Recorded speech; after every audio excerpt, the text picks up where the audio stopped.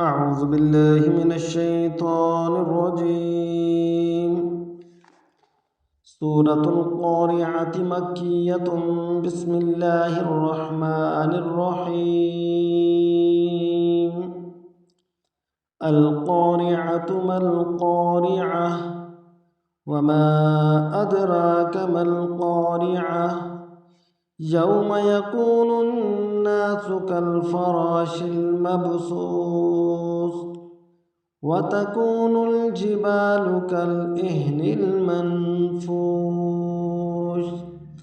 فأما من ثقلت موازينه فهو في عيشة راضية وأما من خفت موازينه فأمه هاوية وما أدراك ما هي نار حامية.